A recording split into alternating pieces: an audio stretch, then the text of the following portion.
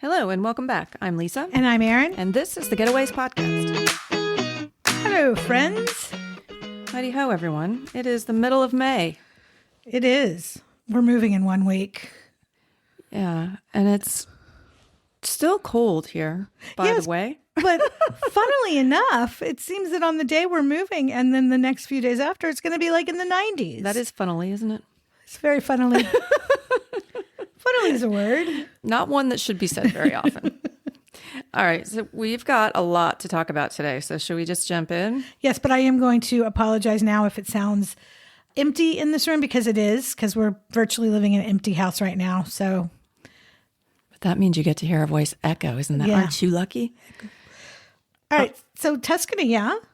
Yeah, so we're going to talk about Tuscany today. We're going to talk about the region in Italy, not like the area outside of Florence, not since we've covered Florence Yeah. before. So This is going to be a two-parter, people. yeah, because there is a lot to cover. There's a lot of little villages, and then there's a couple bigger cities like the Siena and Lucas and Pisas of the yeah, world. yeah, And then there's the Terme cities, which we will discuss. yeah. I don't know what that means. Well, Saturnia. Oh, Terme cities. Terme. Oh, okay. I thought you said terre, and I was No. like, the ground cities? Ground cities. That sounds interesting. All right. So should we start at the beginning of our Italian journey? Our Italian journey started in Cortona. Like any good midlife women who watched Under the Tuscan Sun, you dream of like buying your little villa on vacation, right? Like, so we booked a New Year's trip a couple years before we moved to Italy. And I literally looked at Lisa one day and I was like, should I just take a bag of money and we'll just buy a house? I didn't have a bag of money. It was just a dream. But we Would have been cool if you did, though. we did. I think we've talked about our experience on that trip, so we're not really going to talk about the whole New Year's Eve fiasco. Right. But we did come to learn to love the Italian hospitality and charm. And culture. I mean, and that's sort of the first time that I experienced like aperitivo and just like meandering through the streets and like watching, getting sort of lost in the little shops and the food and the, all of the little details that make it so special, And then we actually went back to Cortona with my sister and her husband and had one of the best Italian meals I think I've ever had too. We've been back a couple times. Yeah, but I mean that was we had that meal in that place right overlooking the main square. The Duomo, the church. Yeah, and that was good. That was delicious. Yeah. So Cortona is it's a little village. You do have to have a car. Yeah. So the disclaimer on almost all of the places that we're going to talk about today, with the exception of maybe like Siena and Lucca and Pisa, they are not accessible by train. So you need a car or you need to be part of a tour that's a bus that's taking you there. But these are not places that you would just stumble across or hop on a train. You have to seek them out. Yes. And there are tours from all the major cities to get to them. But yes, they're not easy. They're not easy. So Cortona is, what is it? Like an hour and a half from Florence, maybe? I'm not even sure. It's not close, but it is the cutest little town up in a hill. Very small. They're all very small, They're all I guess. very small, yeah. And most of them are on a hill. And most of them are on a hill. And protected by walls, like the old medieval walls. And most of them have no cars in the old cities. And the views are... So obviously this is Under the Tuscan Sun was filmed.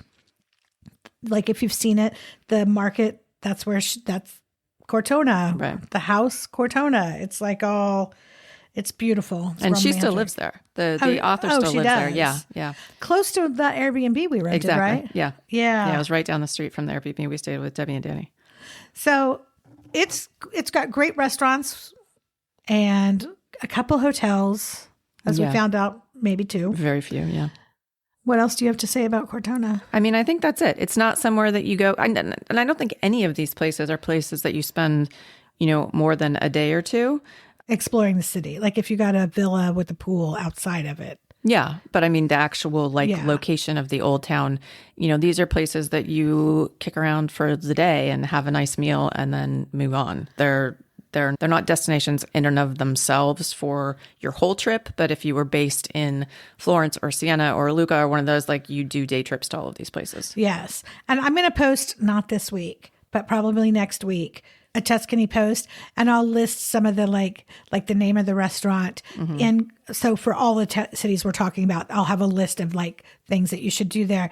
But there is Gabrielle, the wine lady, near that restaurant where we did.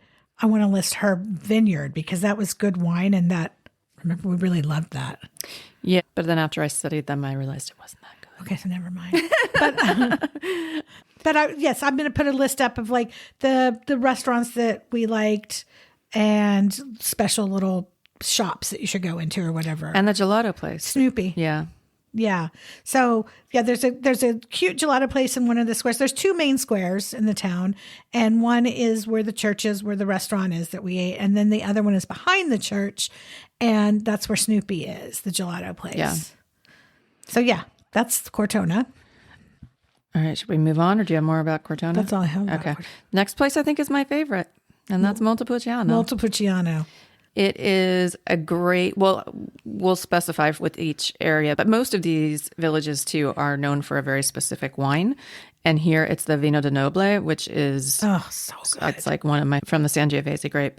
It is another walled city up on a hill, but it is, the old city is really just one street that kind of goes up and to the top. Yeah. And to the castle. Yeah. But you basically, I mean, there's the cutest shops. There's tons of like really lovely like ceramics and stuff and restaurants. But the most important thing you could do on that street is stop and wine taste. And you like meander your way up with a glass of wine in your hand and like trying all of these winemakers. And it's just, I mean, it's just like the perfect day. It is. It is probably my favorite village too. At the bottom of the road, like at the bottom before you go up, you can go underground. Yeah. You can do the underground like cave tour. Yeah. Of like what it was to be a winemaker in the 1200s. And you have to park either at the very top or the very bottom. Yeah. And then obviously it's only walking on inside the old city and on that street that I was just talking about. They also have a really, really cool, very kid forward Christmas market. Oh, so that's all the way at the top. Yeah. So there you want to park at the top for sure. And it is like Santa's there. It was the first Christmas market we went to other than the one in Florence. Yeah. And Santa was there. Dylan wrote a letter to Santa. Dylan was only 9, so he was still young. Wrote a letter to Santa. They had elves. They had like stalls inside the castle and a lot of stalls outside the castle. It started snowing lightly when we were there. It was so magical. Yeah. I mean, it was really like a Christmas wonderland. Yeah. It was great. We've also had great meals there. I didn't so much when I went with my nephews a couple years ago because we kind of missed the lunch window. But remember that restaurant that looks over where there's the opera singer? Yes. I was going to put that. I didn't look up the name of the restaurant. I will put it on the post next week. But yeah, the guy sang to us. Yeah. We had this beautiful view outside of this window of just the Tuscan mountain, like vines. It was so magical. Yeah. No, it's a really special place. And yeah, that's kind of like if somebody has one day and wants to see a bit of Tuscany, that's always my go-to because that's my favorite. And I think, and it's very, very doable in a relatively short period of time. Parking's very, very easy. It is. There's quite a few parking areas all outside at the top of the town. Yeah. It's very easy. The views are unbeatable there. And I love the gate. Like you walk through this like big stone gate to get inside the walls. And it's just like, I mean, it's literally like you're stepping back in time. Like it's crazy. Yes, I will say that I think the gate in another town that we're getting to, not the next town, but in Volterra, that gate is stunning. So, okay, so Montepulciano. Oh, they do have some festivals other than the Christmas market. We haven't done the Bravio della Botti there. It's like the one we went to Nizza. It's the barrel races. Right. So they do have the wine barrel races up the hill there. Yeah, I can't imagine. That road is August too. It's steep. And in August, it's hot. Yeah. I can't even. But it's been a competition. And what we've found about competitions, like as far as Siena, Volterra, all the different towns that have festivals and stuff, it's all neighborhood based. Like they have their neighborhood flags. They have their neighborhood celebrations during the competition. So the barrel rolling is definitely neighborhood competition. I mean, everything is brimming with pride. Yeah. And like sort of the spirit of community. Yeah. Which is something that like, I spent most of my life in California and I never had that sort of feeling of everybody knowing each other and everybody like joining together and clapping each other on as you roll these big old barrels up the hill, Now, another thing I'll say about Montepulciano is Twilight. I don't remember which Twilight movie it was, but it was supposed to be Volterra, but they filmed most of it in Montepulciano. Yeah, because it's got that ancient Yeah. Well, Volterra is not exactly new, though. Yeah, no, I don't know why they didn't film most of it in Volterra, but that's what I'll say. And I will also say that out of all of Tuscany, Montepulciano and then the next town, Montalcino, we're talking about are my two favorite wine towns. Yeah. All right, so go on to Montalcino. So Montalcino, we've only been there once, right? Yeah. We stayed in an Airbnb down below and got chased by they were those big white dogs, right? Yeah, the farm dogs.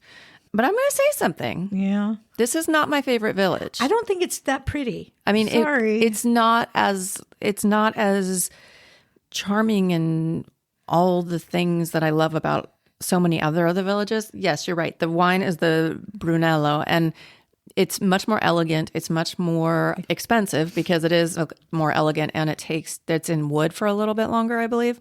But yeah, I don't know. Did we go on a Sunday or was it? Yeah, and so Sunday they in August. There was nothing there. Yeah, we did have a good couple meals there. We did have some and it's just like a family restaurant. And it was like beef in Brunello. Yeah. Oh yeah, it was good. Yeah, it was good. Now they also have some festivals, but the main one is the Sagra di Tordo. And it's a medieval festival with archery competitions, which we didn't go to this one. Mm-mm. Costumes and drum, all of them seem to have this, but there's bigger ones. Yeah. That one's in October. And the surroundings are just beautiful. It's just typical Tuscan. Now, what I will say, Montalcino is also on a hill. And when we were coming down, and this is going to be so random because we're in Tuscany. We're in a land of fantastic wines. And as we were coming down from Montalcino, we stopped at this wine store that was about halfway down and found a bottle of Chateau Margaux, a French wine, for a really reasonable price. Yeah. Really reasonable. So we bought probably a $700 bottle of wine for $200. Yeah. Splurged. And it was our definitely rainy day celebrate, just sit and only drink a bottle of wine that day. But not that day. We saved it for a long time. But, yeah. But so I'll find the name and I'll put the name of that wine shop because they did have a lot of interesting wine. They had a lot of French, really nice wines. Yeah. So that's Montalcino. The next town we're talking about, another Tuscan village that we should talk about is San Gimignano. Which is interesting because it's really the only white wine village that is white wine forward anywhere in Tuscany. Oh, what wine is that? The Vermentino. And it is also not my favorite, but I love this village. Yeah, the village is really nice. And so what makes this one different to me is that it's got these towers. I think there's 6 or 7 of them.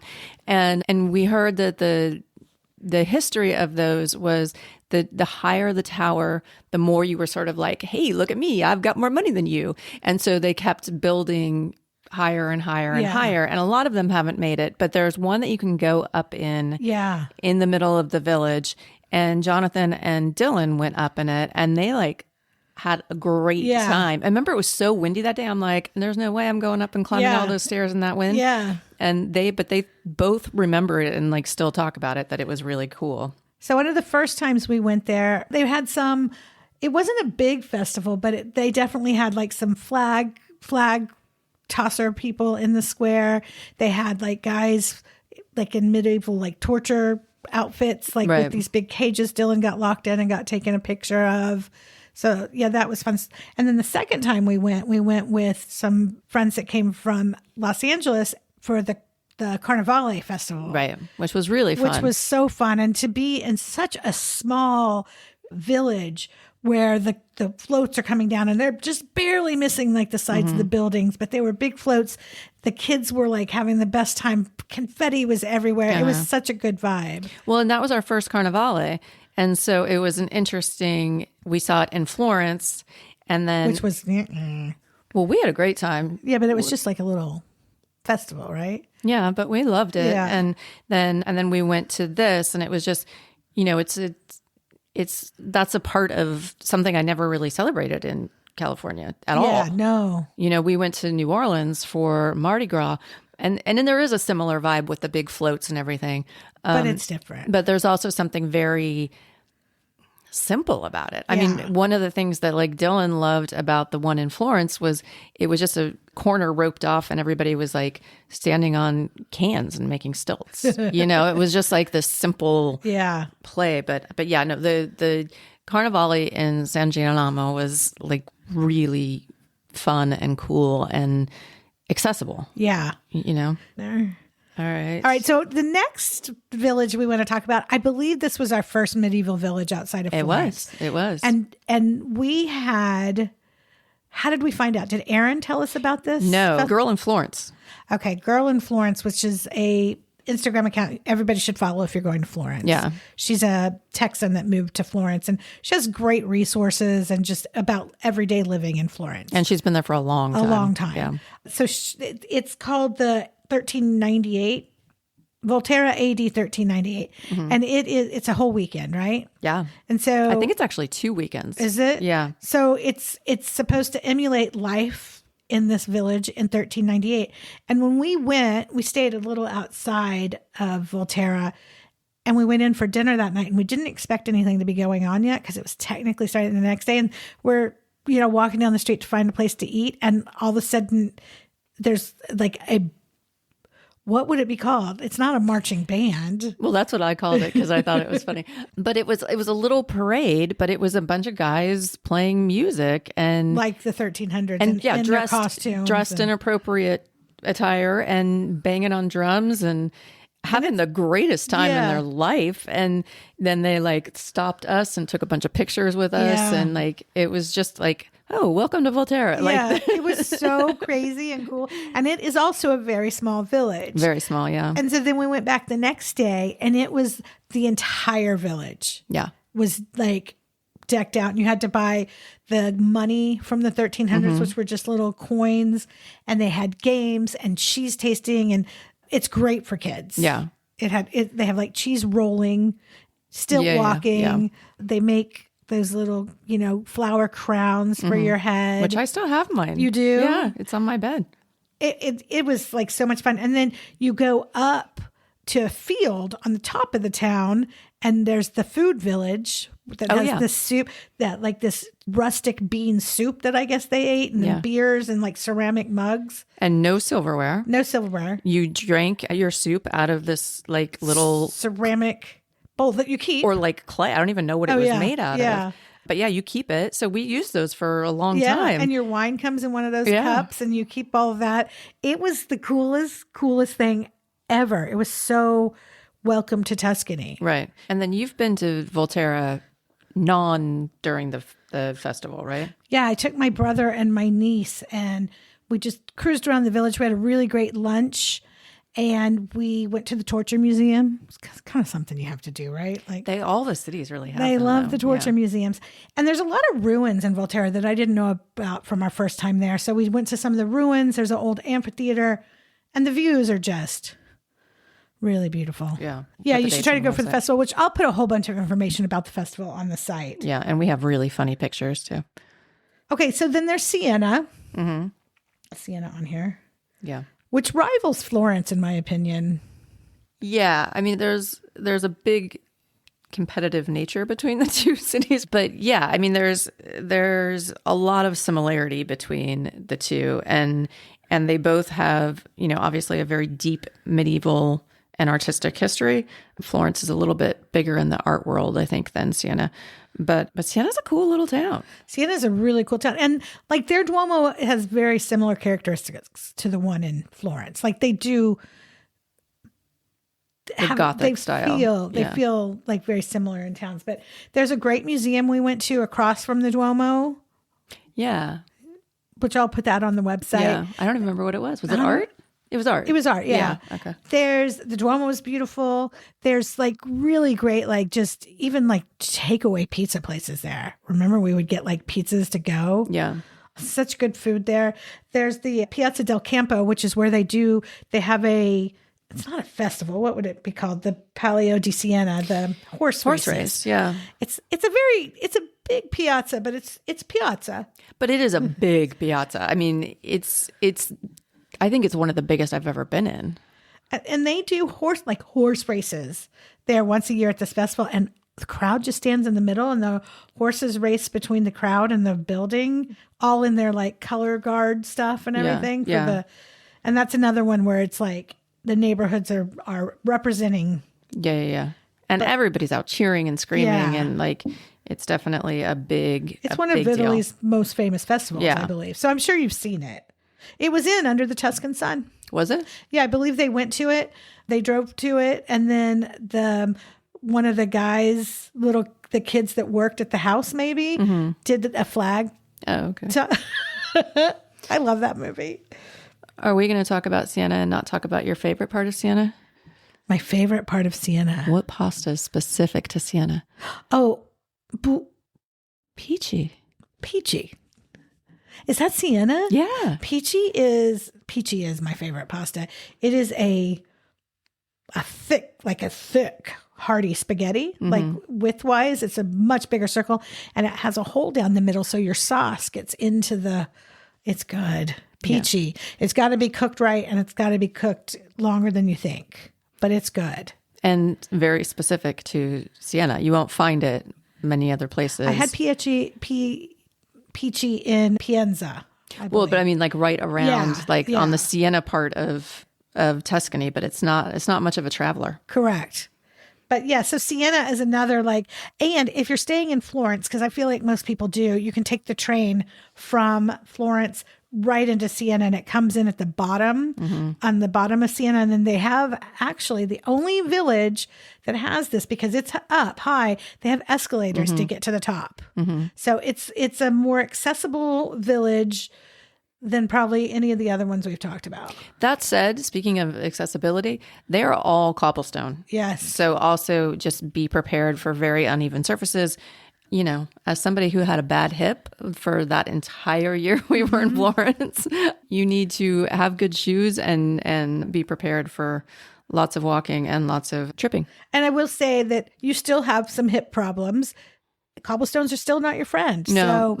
Coming with any sort of hip or knee problems, just be aware. Sometimes the sidewalks will be more. Sometimes. It's a lot of walking, and it's a lot of cobblestone. So, and the stairs are not even. Yeah. So but it's worth it. It's so worth it. So should we just call this an end to part 1 and move on? Yeah. And then we'll come back at you for part 2. Check out the website, www.thegetawayswithaz.com. See you next week. Bye. Thanks for listening. Bye.